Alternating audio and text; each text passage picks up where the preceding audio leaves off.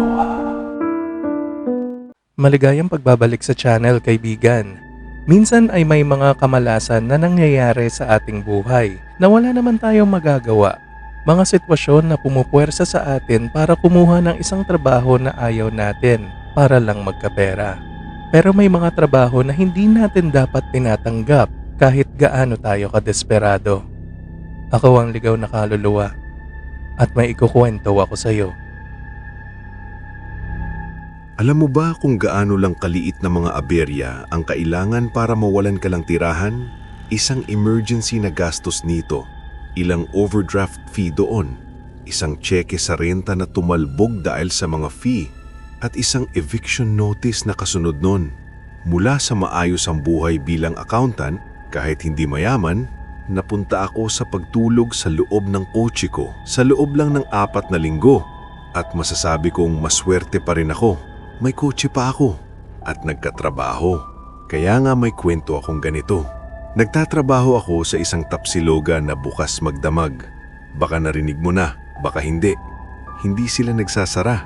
Palagi silang naghahanap ng mga bagong staff at hindi talaga sila masyadong nagtatanong tungkol sa background mo. Tahimik na oras yun, yung sobrang gabi na parang umaga na. Walang tao sa tapsilogan, kaya nakasandal ako sa counter, kumakain ng siomai rice na may chili at tinadtad na tostadong bawang habang nag-i-scroll sa phone ko, naghahanap ng ibang trabaho. Yung cook ay nasa labas, nagyoyosi, at ang tanging kasama ko sa loob ay isang batang buntis na babae na ang pangalan ay Sally na kinakabahang nagtitext sa lola niya. Kailangan kong umanis ng maaga, sabi niya. Sinasabi ng lola ko na kunin ko na raw yung anak ko. Naiinis ako kapag ginagawa niya to, pero hindi ko rin afford ang babysitter. Okay si Sally, pero tulad naming lahat dito, hirap siya sa buhay. Yung boyfriend niya ay nasa kulungan sa kanilang probinsya. Pagnanakaw daw ang kaso. Parte ng dahilan kung bakit siya nagtatrabaho rito ay para mapunuan ang account niya at may pera sila para sa regular na dalaw. Pero hindi talaga kami nag-uusap tungkol sa personal na buhay, kaya hindi ako sigurado. Si Bruno ang cook. Kada may pagkakataon, nagyoyosi siya. At kapag walang customer, ibig sabihin nun, maraming pagkakataon. Babalik lang siya sa loob kapag may pumasok na customer, kaya walang dahilan para istorbohin siya. Okay lang, sabi ko kay Sally. Ako na bahala rito.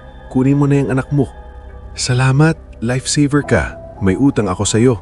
Walang problema, kita tayo sa Wednesday. Tumakbo siyang palabas. Narinig ko siyang nagpaalam kay Bruno, tapos yung tunog ng makina ng e-bike niya habang umaalis. Hindi ko masyadong inisip. May 4 na oras pa ako sa shift ko at kung papala rin, mananatiling tahimik ang gabi. Pero dahil kinukwento ko to ngayon sa Ang Ligaw na Kaluluwa YouTube channel, alam mo nang hindi ako pinalad. Tumunog ang bell sa pinto at pumasok ang isang pamilya na may 4 na miyembro.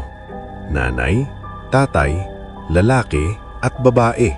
Tumingin ako sa labas. Wala akong nakitang sasakyan. Pero inisip ko na baka sa likod sila nagpark or nag-jeep or trike lang sila. Nakakatawa. Hindi ko maalala ang itsura ng mukha nila. Pero malinaw sa isip ko ang suot nila. Parang galing sa isang party noong panahon ni Dr. Jose Rizal. Yung sobrang lumang panahon. Ang tatay ay may suot na asul na plaid na long sleeve, may puting undershirt at khaki na pantalon. Ang buhok niya ay perpektong nakasuklay pa atras. Ang nanay naman ay nakapulang gingham na dress, malapad ang palda, may crinolin at hapit sa baywang. Ang buhok niya ay sobrang ayos, parang galing sa isang commercial noong 1960s. Ang batang babae ay may 2 pigtails na dilaw na laso, naka-rosas na shirt at asul na shorts. Ang batang lalaki ay may perpektong cowlick at naka-asul na shirt na may pulang shorts. Perpekto silang tignan, pero may mali. Bumalik si Bruno. Sumulyapan niya ang pamilya habang umuupo sila sa booth, tapos dumiretso siya pabalik sa kusina nang walang imik. Ang bastos naman. Magandang gabi po, sabi ko habang inilalapag ang mga laminated na menu. Ano pong gusto niyong inumin? Sabay-sabay nilang inilapat ang mga kamay sa ibabaw ng menu at humarap sa akin. Lahat may parehong ngiti. 4 na baso ng milk tea, extra pearls, sabi ng tatay. May tono na parang galing sa lumang sitcom.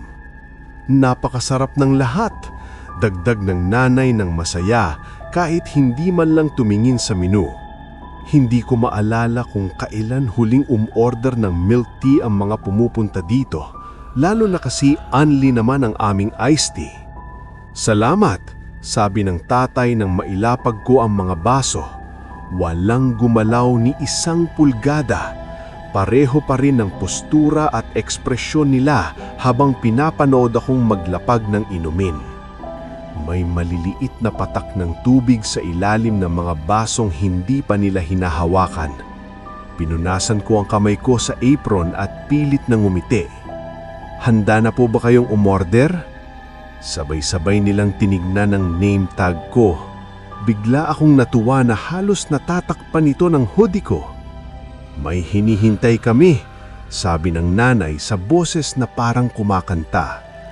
Sabay-sabay silang humarap sa isa't isa, may maliliit na magkaparehong ngiti. Hindi tama na ganun katahimik ang mga bata o kahit sino at hindi rin normal na may hinihintay sa ganitong oras. Nagkunwari akong naglilinis ng counter. Hindi dapat iniiwan mag-isa ang mga customer pero hindi ko alam ang gagawin ko. Sigurado po ba kayo na wala na akong maitutulong? Tanong ko matapos ang ilang minutong nakakabinging katahimikan. Sabi na namin, sutsut ng isa sa mga bata, may hinihintay kami. Nabigla ako at nahulog ang basahan. Hindi iyon boses ng bata. Sabay-sabay na tumitig sa akin ang 4 na pares ng mata. Wala ni isa ang nakangiti. Umalingaw-ngaw ang tibok ng puso ko sa tinga ko at pakiramdam ko naririnig din nila iyon. Okay po, sabi ko, tumatawa ng pilit, sobrang taas ng boses ko. Bigla, sa gilid ng paningin ko, nakita ko si Bruno sa kusina, desperadong kumakaway para bumalik ako. Dahan-dahan akong umatras, sobrang relieved na may dahilan akong umalis. May kung anong sinaunang takot sa loob ko na nagsasabing huwag kong tatalikuran ng pamilya. Bahala na kung pagagalitan ako ni boss, hindi ko kayang manatili roon ng mag-isa kahit isang segundo pa.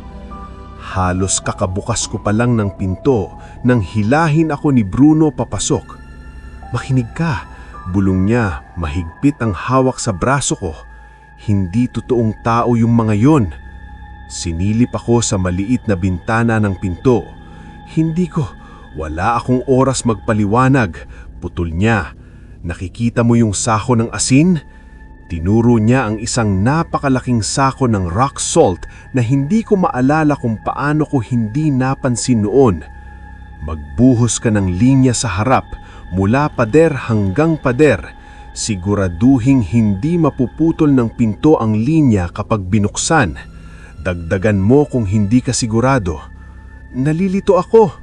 At ako, takot na takot, kaya huwag ka nang magreklamo at gawin mo na lang, sabi ni Bruno nang may kaunting galit.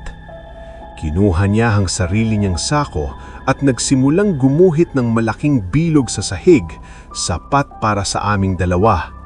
Sa likod niya, napansin ko na may isa pang linya ng asin na nakaunat sa likod ng kusina. Hindi ko alam kung ano ang nangyayari, pero si Bruno ay palaging kalmado at relaxed. Sapat na iyon para sundin ko siya. Habang nagbubuhos ako, sumilip ako sa bilog na bintana. Nandoon pa rin ang pamilya, hindi pa rin sila gumagalaw. Ang creepy nito, bulong ko. Nang matapos ko ang linya at masigurong buo ito, itinuro ni Bruno ang loob ng bilog at idinampi ang daliri niya sa labi niya, sinesenyas na huwag akong gumawa ng tunog. Dahan-dahan lumapit siya sa pader at maingat na binuksan ang circuit box. Huminga siya ng malalim bago pinatay ang mga breaker at sa sumunod na sandali, tumalon at sumama siya sa gitna ng bilog. Isang pintig lang ang puso ang nakalipas nang naririnig ko ang pinakakarumal-dumal na sigaw mula sa dining area. Inilagay ko ang mga kamay ko sa tenga, Pero wala itong epekto. Para bang ang mga alon ng tunog ay gawa sa basag na salamin. Napapaso ang balat ko. Ang mga sigaw ay pinapasakit mga tenga ko. Nagsimulang bumagsak ang katawan ko. Huminto lang sa kalagitnaan. Hinawatan ni Bruno ang kwelyo ng damit ko sa kanyang kamay. Halos mahulog ako sa labas ng bilog. Muling umalingaw-ngaw ang isa pang sigaw sa paligid ko at umiyak ako sa sakit at kalituhan. Napuno ng buhol ang mga kalamnan ko habang pinipigilan ang likas na ugali na tumakbo. Humigpit pa ang hawak ni Bruno. Pinipigil akong gumalaw. Biglang bumukas ang pinto papuntang kusina at may mga kumikilos na itim na nilalang ang dumulas at dumaloy papasok. Akala mo'y sobrang dilim para makita, pero napakarami ng bibig, napakarami ng ngipin, napakarami ng mata. Ang amoy ng nabubulok na karne ang pumuno sa kitchen. Ito ang tinatawag nilang ang pamilya. Napaiyak ako at pinisilang bibig ko para hindi lumabas ang suka. Naglakad, gumapang ang mga itim na nilalang hanggang sa gilid mismo ng salt line at pinalibutan kami ng mga ito. Naintindihan ko na kung bakit may bilog, kung may kahit maliit na puwang sa linya o sa pagitan ng linya at pader, makakapasok sila. Nasusunog ang mata ko habang tumatagal akong nakatingin. May mainit na tumulo sa kamay ko. Akala ko luha, pero dugo pala na tumulo mula aking mga mata. Habang tumataas ang sigaw ko, sumigaw si Bruno, "Pumikit ka, tanga!" Pinisil ko ang mga kamay ko sa tenga, pinikit ang mga mata at umiyak. Sa huli, hindi ko alam kung gaano katagal. Tumigil ang sigawan.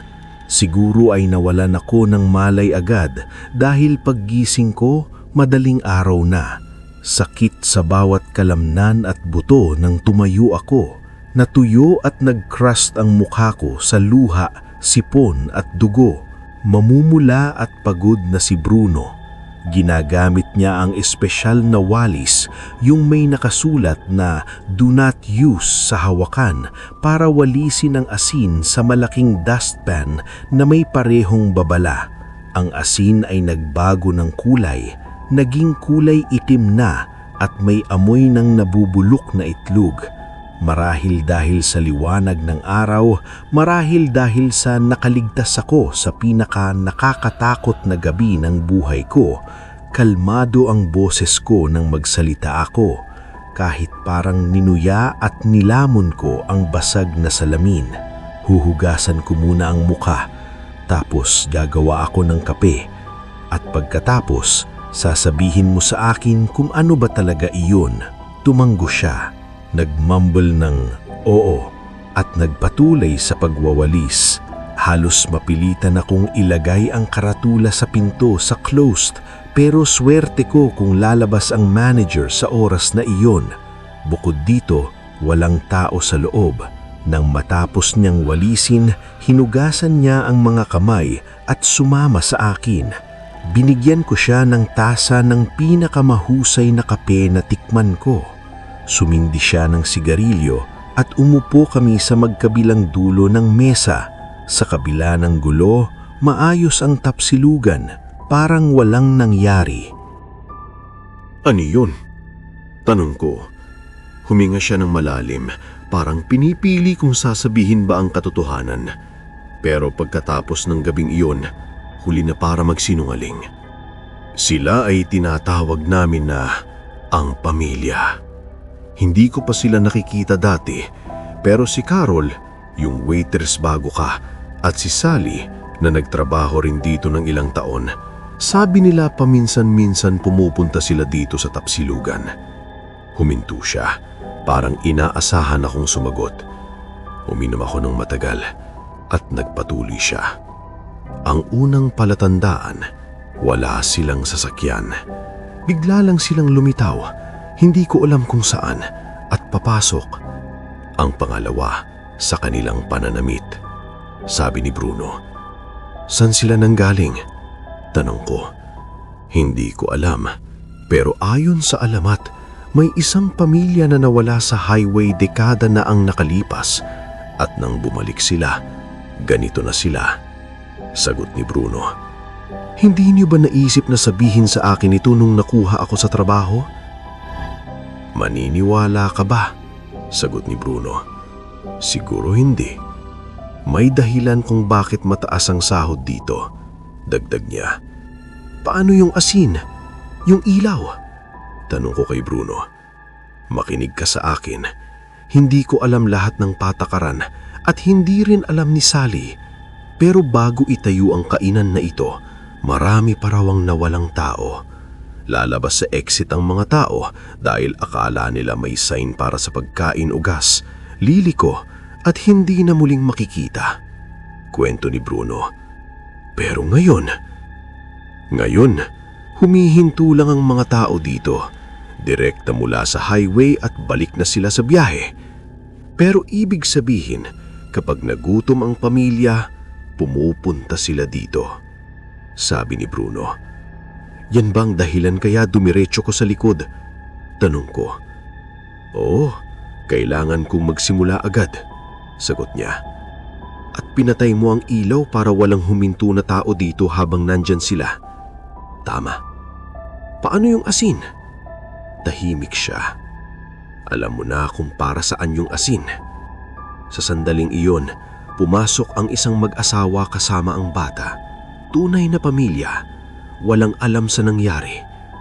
Tumigil kami sa pag-uusap. Tinanggap ko ang kanilang order at pinainit ni Bruno ang kawali. Wala nang ibang magagawa. Nangyari ito ilang linggo na ang nakalipas, pero nagtatrabaho pa rin ako dito. Binigyan kami ni boss ng dagdag na bonus nang mai-report ang insidente, kaya nakakuha ako ng murang hotel na may maayos na kama at shower sandali. Patuloy pa rin akong nag-a-apply ng trabaho, pero wala pang tumatawag sa akin. Nabuhay ako dahil kay Bruno, pero kakakuha lang niya ng trabaho bilang barangay tanod sa kabilang bayan at aalis na siya sa lalong madaling panahon. Ako? Mukhang magtatagal pa ako sa impyernong tapsilugan na ito.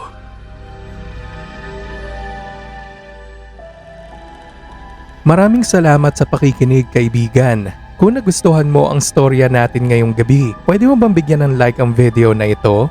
At kung talagang kinalabutan ka, siguraduhin mag-subscribe para sa mas marami pang kwento galing sa ligaw na kaluluwa.